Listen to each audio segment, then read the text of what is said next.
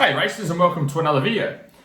This video is on 5 tests that I recommend elite or professional riders and racers take to help improve their riding and racing. So this is more for those of you that earn a living from your riding and racing and you want to work on improving your performance. Anyone else can use these as well, but I find that more amateur riders, or people that aren't doing this for a living, probably aren't going to get the most from a lot of these tests. There's other areas they could be spending their time in. So you might find it useful, just interesting to hear, but it's more aimed at that top 1% group.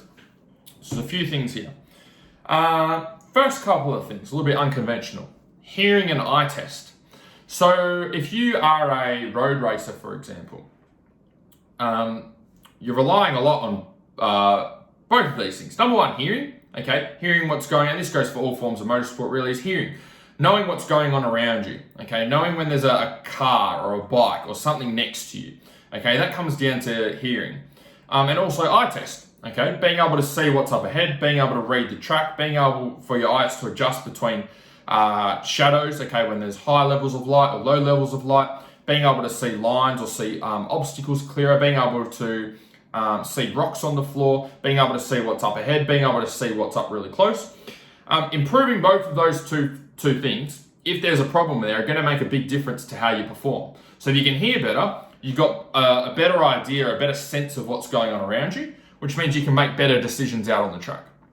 You make better decisions out on the track, you know when to pass or not to pass. You know what's happening around you in your environment. If your hearing's poor, you've got poor quality hearing, then you don't always know what's going on around you. It's probably only until it's getting in your eyesight, which is, not behind you anyway. So if you've got poor hearing, it just makes it harder to read your environment and know what's going on. And obviously, if you're at that peak level of sport, you want to know what's going on in your environment all the time. So making sure your hearing's optimized. Same with eye test, If you can't see properly or things are blurry, you're not going to be as confident in the decisions that you make. So if you can't see properly, you're not as confident in moving. So if you see someone who can't see properly and they're visually impaired, they're not confident in moving forward. They're not walking really, really quickly because they're going to walk into something. They've probably got a stick or they're feeling around. They're not as confident with their movements and their decisions that they're making in themselves. So even if you're not saying that you're necessarily blind, obviously if you're racing motorsport, you've got relatively good eyesight to a degree. But if there is a small problem there or something that can be worked on, that can be this much of an improvement. That's a tenth of a second for you without really having to do anything, without having to adjust the bike or go and buy more parts or do more testing for whatever form of motorsport that is. So get your eyes tested. You've got sharper vision. You can see things clearer. You can see further ahead or see closer towards you. You're going to be more confident in your body and what you're seeing, and you're going to be more confident than in your riding as well. Third test is body fat percentage and obviously body weight. Body fat percentage is a little bit harder to track. Probably wouldn't recommend using bathroom scales because they're quite inaccurate for body fat percentage, but you can use like an in-body scan or get a DEXA scan. For majority of riders, you want to make sure you're getting as lean as you possibly can without sacrificing physical performance. So that might be around 10%, 12% body fat for you. If you're at 20% body fat and you're holding extra body fat, then obviously you've got a lot of weight there that's not helping you with your sport, for majority of sports anyway. So make sure you've got an accurate reading on that, and then that way you know whether you need to put some work into your diet and start to drop back some body fat, which is going to help you out on the bike. And then also body weight as well, which is a good indicator to see if you're on track or not, see if you're gaining weight or whether you need to lose weight.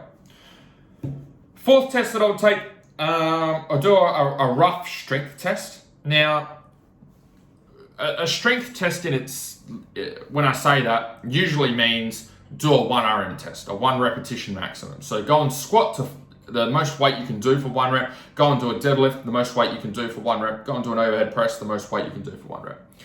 Now, there's a few reasons I don't use a 1 rep max test for a strength test. 2 main reasons. Number one, high chance of injury. When you're doing anything to your absolute red line, there's a high risk of injury. Your technique goes out the window, your body starts doing all sorts of crazy stuff to move the weight. So that's number one. There's no point in you trying to cause injury lifting heavy weights when lifting heavy weights isn't your sport. The second thing is, causes a high level of fatigue on your nervous system. So it's going to affect the quality of your following training sessions for the rest of the week. So you don't want to be testing your 1 RM every 4 weeks because you're just going to lose a lot of training time and dramatically increase your chance of getting hurt in the gym. So the way that we test strength, or the way that I recommend you test strength, is you use a 1RM calculator. So what a 1RM calculator does is you can just look it up online, 1RM calculator or estimated 1RM calculator. What it does is it uses different sets and reps at a particular weight to predict your 1RM. So for example, if I know that I can do a set of 10 squats at 100 kilos, I'll put this in the calculator. I can do 10 reps at 100 kilos. And what the calculator will do is spit out a number that gives me an estimated 1RM.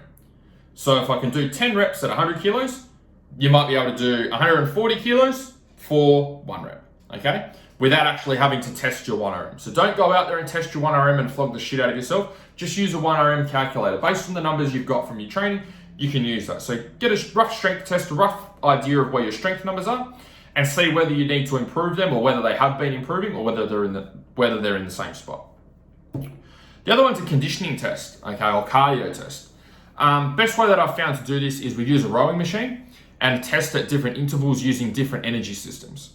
So I do a 20-second test. We can do a 20-second test, do a 2-minute test, and then you can do, say, a 10-minute test.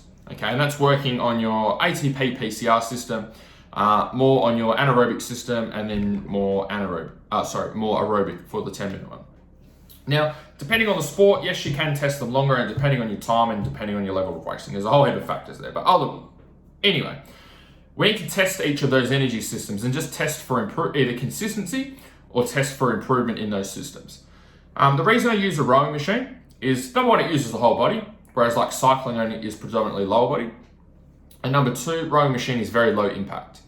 If you're going and doing running, again, it's more lower body dominant, but it's also high impact as well.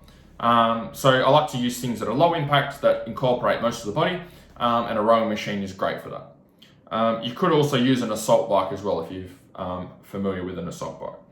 So they're the 5 tests that I'll use. Okay, number 1, get your hearing checked. Number 2, do an eye test. Number 3, check your body fat percentage and see if there's any body fat that you need to drop, and also grab your body weight while you're there. Strength test. Without doing a strength test, okay, use a 1RM calculator based on the sets and reps you've done already. And then number 5, do a test for 20 seconds, do a test for 2 minutes, and then do a test for 10 minutes to see where you're at with each of the energy systems. Use a low impact form of cardio, so like an assault bike or a rowing machine. They're the 5 tests I would use, or that I do use with the higher level riders and racers that I work with. So if you want to use them, go for it. If you'd like some more help with this stuff, feel free to apply with me. I'll put the link either up here or down here. Otherwise, hopefully you guys found this video somewhat useful. I'll chat to you soon. See ya.